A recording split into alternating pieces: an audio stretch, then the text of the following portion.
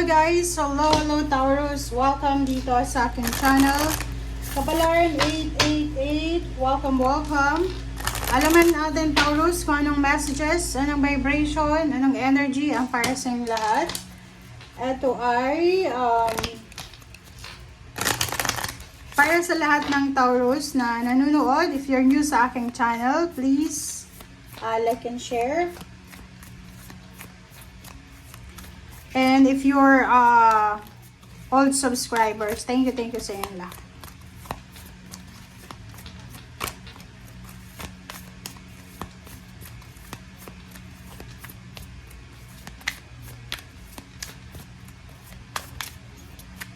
Okay.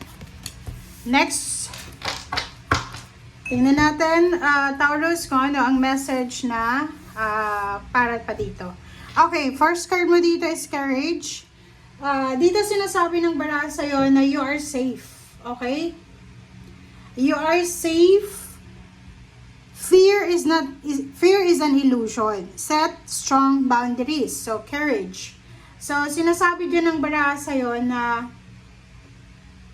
kinakailangan mo daw na kumbaga mag-set ng boundaries, strong boundaries para sa sarili mo. Kasi pwedeng ikaw ay masyadong natatakot sa kung ano yung mangyayari sa iyo and then sa trabaho mo, sa relationship mo, or masyado kang nakafocus sa future na iniisip mo kung ano yung mangyayari sa iyo sa future. Dito, yung barahan dito ay nagsasabi sa iyo na kinakailangan mong maging malakas, strong, maging courageous, and huwag kang matakot. Kasi parang yung fear na to na sinasabi, fear is an illusion.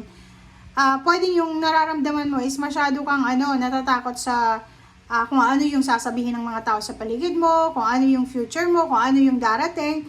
So, dito sinasabi, maglagay tayo ng kumbaga limit para sa ating sarili. And harapin natin yung mga takot na yan na nararamdaman nyo. Okay? Kailangan yung maging malakas. May and June is your birthday. May, so sinasabi ng baraha, palakasin mo ang loob mo. Okay, Taurus? Tingnan natin, ano pa ba ang message na para sa'yo?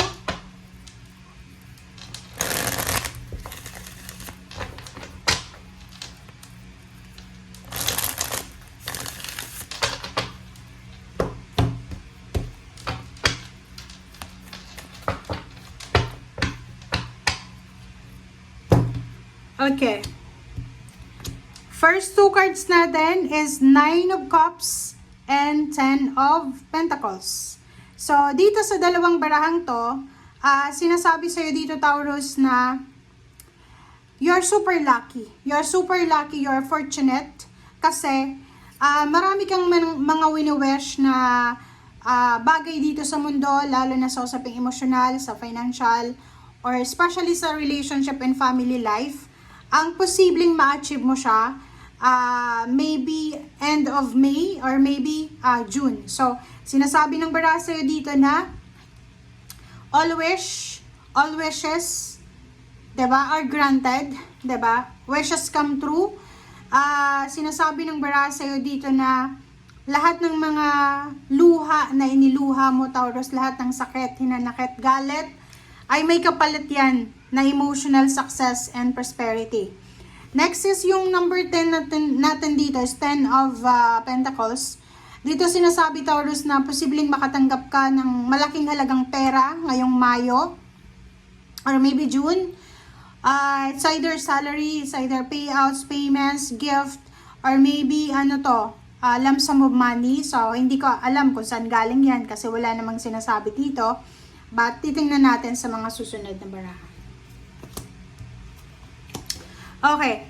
Dito din sa Magician and 8 of Swords, sinasabi ng baraha sa iyo, Taurus, na anumang stagnation, anumang problema, anuman na pagsubok ang pinagdadaanan mo or pinagdaanan mo sa buhay, huwag kang mag-alala kasi isang milagro, yun yung unexpected sa iyo, isang milagro ang posibleng darating sa buhay mo. So, sinasabi ng baraha na for the month of May and June, may intindihan mo kung ano yung mga dapat maintindihan or malalaman mo kung ano yung mga dapat malaman. Okay? Okay, next is Knight of Rods and then Queen of Cups. So, these two cards, sinasabi ng baraha sa'yo na exciting relationship ang posibleng magsimula if you're single or if you're in a relationship. Level up yung relationship dito. Okay? Sinasabi ng baraha sa'yo na sobra-sobra kang magiging excited, magiging happy, confident ka sa relationship na ito. And in terms of family life, nakikita natin na exciting family celebration, family occasion ang posibleng darating or isa-celebrate mo.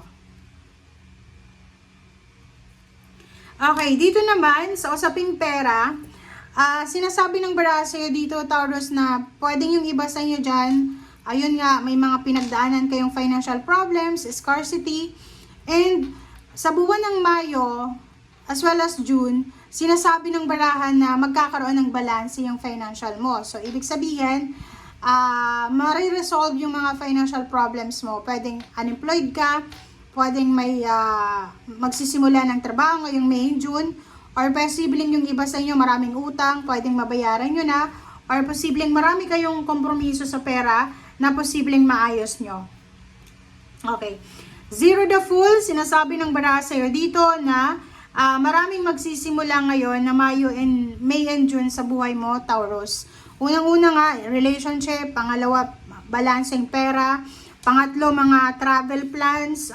Pang-apat, yung mga goals mo sa buhay para sa future. And yung iba sa inyo dyan, posibleng makakapasok kayo sa bagong trabaho, bagong negosyo, or bagong source of income. So, nakikita natin na sa buwan ng June or even the last week of May, nakikita natin yung sobrang workaholic na Taurus dito. Lahat ng delays, wala na yan kasi sinasabi ng baraha sa'yo dito, hindi ka dapat nag-aalala, hindi ka dapat nag-iisip ng negative kasi lahat daw ng delays, lahat ng mga problema or lahat ng mga hindi natuloy ay posibleng matutuloy na. High Priestess, makinig tayo sa sinasabi ng ating intuition, ng ating instinct. Iwasan natin yung sobrang takot. Harapin natin yan. And huwag kang masyadong mag-procrastinate or yung magdalawang isip kung talagang gusto mo gawin mo. Sinasabi ng baraha, you are protected, you are guided. So, huwag kang masyadong mag-alala. Yun ang kailangan mong alisin. In the near future, kung single ka, sinasabi ng baraha na may mag-offer sa'yo ng relationship. Or if you're in a relationship, kung may mga issues kayo sa relationship sa ngayon, posibleng ma-settle down, maayos yung mga relationship issues na yan na pwedeng mag-result sa emotional completion or accomplishment. Okay, so thank you guys for watching and see you again. Bye!